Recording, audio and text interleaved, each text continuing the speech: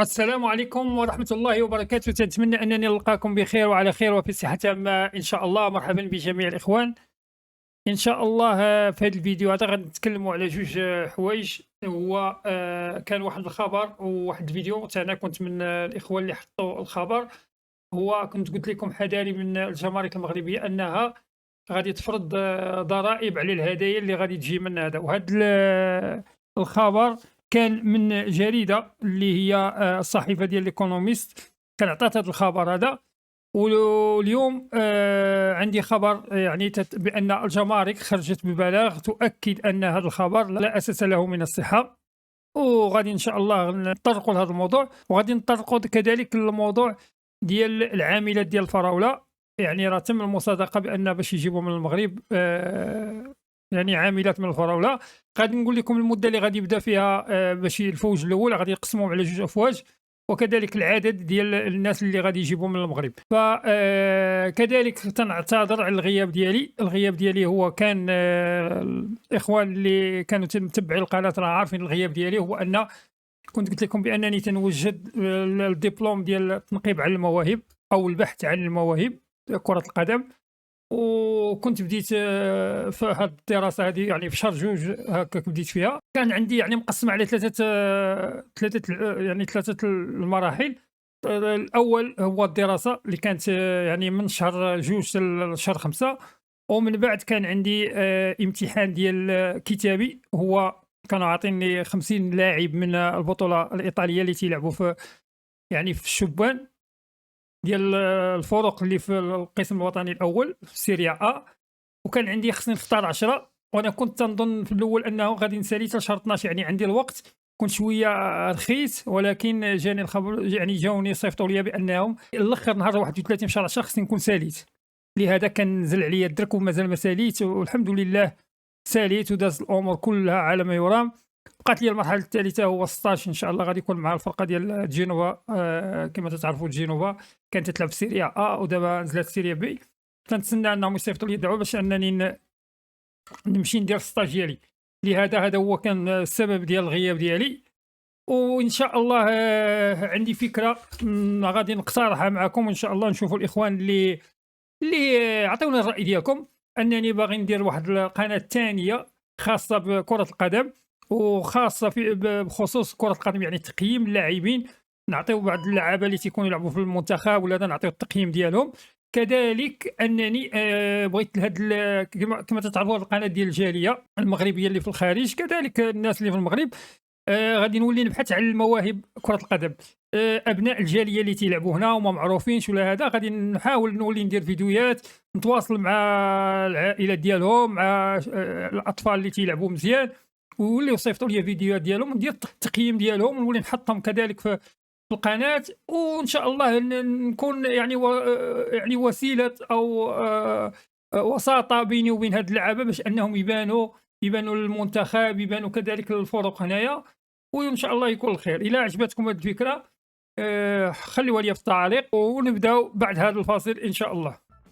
ما تنساوش أنكم تدعموا الفيديو بلي لايك، والإخوان اللي ما تيشاهدوا القناة لأول مرة تنطلب منهم أنهم يشتركوا ويفعلوا الجرس باش يوصلهم أي جديد، وشكرا لكم.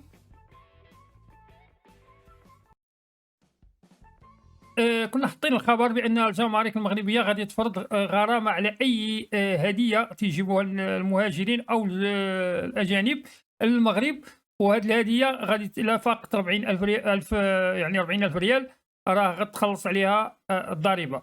اليوم خرجت الجمارك أنها نفات فرض هاد الضرائب على الهدايا والمقتنيات الشخصية بالموانئ والمطارات. غادي نجي نقرأ لكم الخبر. نفت وزارة الاقتصاد والمالية يوم الأحد تشديد إجراءات المراقبة على الهدايا والأغراض الشخصية الخاصة بالمسافرين المغاربة. وقالت الوزارة في بلاغ لها أن الإجراءات الجمركية لم يلحقها أي تغيير، وذلك خلافا للأخبار التي لا أساس لها من الصحة التي تداولتها مؤخرا بعض وسائل الإعلام حول التسهيلات الممنوحة للمسافرين. وأضافت الوزارة أن المسافرين المغاربة بما فيهم مغاربة المقيمين بالخارج لا تعنيهم المراقبة الجمركية في أي شيء فيما يخص أغراضهم الشخصية والهدايا التي يحملونها معهم.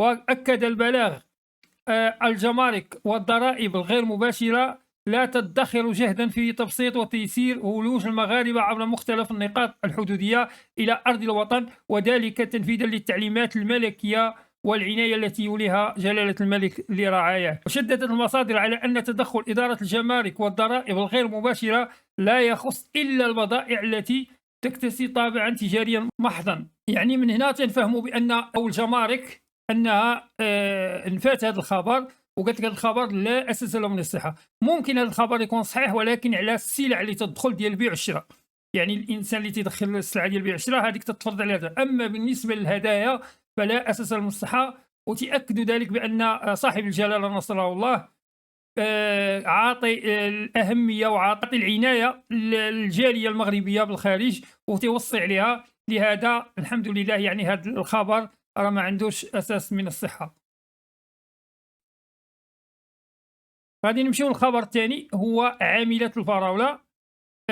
إن شاء الله في هذا العام هذه يعني المغرب وإسبانيا اتفقوا على أن العام الجاي إن شاء الله غادي تكون 15,000 عاملة، وغادي يقسموهم على مرحلتين. المرحلة الأولى غادي تكون فيها 10,000 عاملة اللي غادي يبداو من نهار يناير، والفوج الثاني غادي يبدا في مارس اللي غادي تكون 5,000. فلهذا كذلك أشارت المصادر التي أنه سيتم نقل العاملات المغربيات عبر أفواج في رحلات بحرية شمال المغرب وجنوب إسبانيا. وحسب أوروبا بريس فإنه جرى الاتفاق بين المغرب وإسبانيا في اتخاذ التدابير الضرورية لضمان تنقل سلس للعاملات المغربيات اللواتي سيتوجهن إلى إسبانيا للعمل في حقوق الفراولة. وذكرت وكالة الأنباء أن السلطات المغربية والهيئات المهنية الإسبانية اتفقتا على جعل تنقل العاملات المغربيات في شروط والإجراءات والتدابير الصحية الخاصة بفيروس كورونا بخلاف السنتين الماضيتين. يشار إلى أنه جرى الاتفاق سابقا على منح التأشيرات العمل المؤقت لنحو 15,000 عاملة مغربية ينحدران من مناطق مختلفة من المملكة. وكان قد تم إطلاق عملية تسجيل النساء الراغبات في العمل في حقول الفراولة بإسبانيا خلال الأسابيع القليلة الماضية. يعني راه الأمور غادي تكون كذلك بالنسبة للإجراءات القانونية بالنسبة للكوفيد ما بقاتش ديك الإجراءات اللي كانت هذه السنوات، يعني الأمور غادي تكون مسهلة وكل شيء. وفي الأخير الإخوان غادي نتسنى التعاليق ديالكم، وقولوا لي إلا عجباتكم هذه القناة اللي باغي ندير ديال كرة القدم، نولي نشوفوا أبناء الجالية اللي تيلعبوا هنا في أوروبا نحطهم عندي في القناة، وكذلك نولي نحطهم الفراقي اللي ممكن أنهم يعني يمشيوا في واحد المسار احترافي إن شاء الله. وشكرا لكم ونتلاقاو في فيديو آخر، والسلام عليكم ورحمة الله وبركاته.